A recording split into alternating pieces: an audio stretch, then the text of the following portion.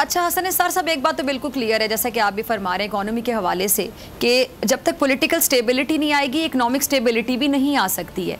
लेकिन ये अब आगे आप क्या देख रहे हैं, ये तो टस से मस नहीं हो रहे। हुकूमत में जो लोग बैठे हुए हैं, इतनी जमातों का एक जो कहते हैं मुरब्बा बना हुआ है, ये कहते हैं जी इंतखाबात जो है, बल्कि जो डेट है इंतखाबात की मुकर्ररा वक्त जिसको कह लें, ये तो उससे भी आगे ले जाना चाह रहे हैं। जैसे कि इंतखाबात अब सुनने में आ रहा है कि जी अगस्त 2023 के बाद होंगे, ऐसा वज़ीर आज़म साहब कह रहे हैं। नहीं, ये कोई ज़रूरी नहीं होता। ये कहने को क्या है, कहने को तो उन्होंने बहुत कहा था। इन्होंने कहा था मुल्क कर्ज उतारो, मुल्क संवारो, मुल्क संवर गया, कर्ज उतर गया। पीली टैक्सियां, सस्ता आटा स्कीम या सस्ती रोटी, क्या नॉनसेंस।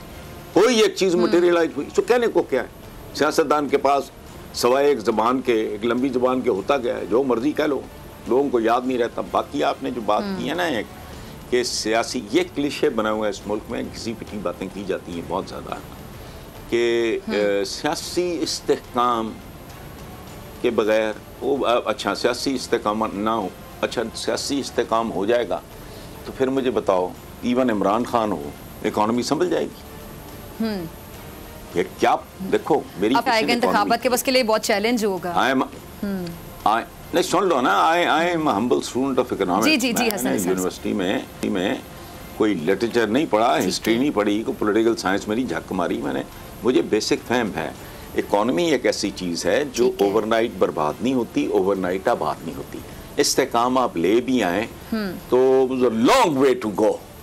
पहले तो ये ज़हन से निकाल, पूरे मुल्क की तारीख उठा के देख लो, मुझे नहीं याद सवाए पहले इब्तदाई, मैं बहुत छोटा, I was a school going kid, Ayub Khan का जो पहला था फर्स्ट 5 years, उसमें सुकून देखा। उसके बाद तो फिर अयूब खान के बारे में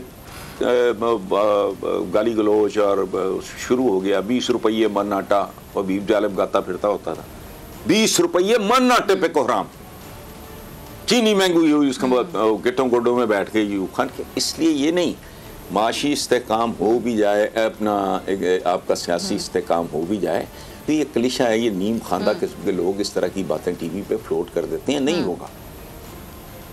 कल अगर माशी आपका सियासी इस्तेकाम हो जाए तो आपका क्या ख्याल है, 19-20 का फर्क शायद पड़ जाए, बाकी सवाल ही नहीं पैदा होता।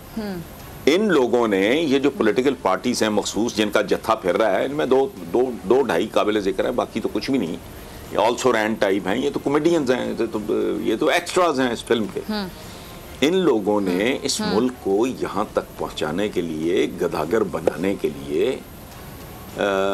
इन्होंने अशरे ज़ाया किए। तो ये उससे बड़ी को तोप चलाएगा, उससे आधा वक्त लगेगा इसको मुस्तहकम होने में। अभी तो खतरा क्या है, डिफॉल्ट से बच जाए बड़ी बात है। तो इसलिए माशी इस्तेकाम वगैरह क्या इसको होना है। आपका क्या ख्याल है, कल अगर इमरान इक़्तिदार में आता है तो क्या सियासी इस्तेकाम आ जाएगा इस मुल्क में? इनको जड़ों से उखाड़ने की जरूरत है।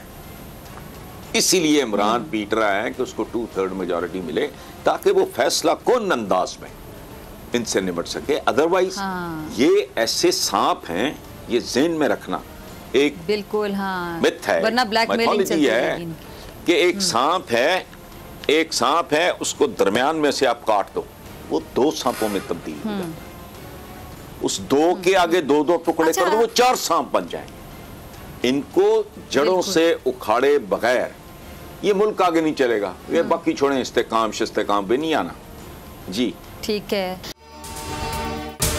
अगर आपको ये वीडियो पसंद आई तो सब्सक्राइब करें और बेल आइकन पर क्लिक करें। आप ये समझें, ये जो हक है ना, हक पे खड़े रहना और हक को बोलना, ये दूर से लगता है तन्हा हो गए लोग। आप खान साहब को देखें, तन्हा दिखाई देने, सारी जमातें मिलकर उनके खिलाफ हैं, लेकिन आज भी पाकिस्तान की आवाम उस हक की आवाज़ के पीछे जो है 80% से ज़्यादा आवाम उनके साथ है। सेम एग्जैक्टली इसी तरीके से बोल की कहानी है भाई, बिल्कुल अलग आपको तन्हा दिखाई देगा, हर जगह आपको खड़ा हुआ नजर आएगा, हटेगा नहीं किसी चीज़ से। और उसके साथ भी 80% आवाम अगर आज आप देखें तो उसे बोल दिख रही है। जाली केस है ना, ये हम पे उस वक्त बनाए गए थे जब हुकूमत यही थी, इन्हीं लोगों की हुकूमत थी ना। और ये जाली केस, इनको मैं नहीं कह रहा इस केस को जाली केस, इनको पाकिस्तान में क्या पूरी दुनिया में एक ऐसा शिकायत कुंदा नहीं मिला, एक ऐसा कंप्लेनेंट नहीं मिला जिसने ये कहा हो कि हमारे साथ फ्रॉड हुआ है। तो ये खुद ही बन गए कंप्लेनेंट और ये खुद ही इन्होंने खुद ही इन्वेस्टिगेशन की, उसकी खुद ही तफ्तीश भी की, यानी कि कंप्लेनेंट भी है, इन्वेस्टिगेशन ऑफिसर भी है। और इन द एंड इन्होंने फिर उसके बावजूद ये कोर्ट में जमा कराया कि जी ये केस जाली केस था और इसमें किसी किस्म जो कुछ एग्जैक्ट कर रहा था सब लीगल। ये मेरी बात नहीं है, ये इनके इन्वेस्टिगेशन ऑफिसर की बात। सबसे ज्यादा व्यूज और सबसे ज्यादा रेटिंग के साथ बोल आज भी रहा नंबर 1 पर। सब्सक्राइब करें और बेल दबाएं ताकि कोई खबर रह न जाए।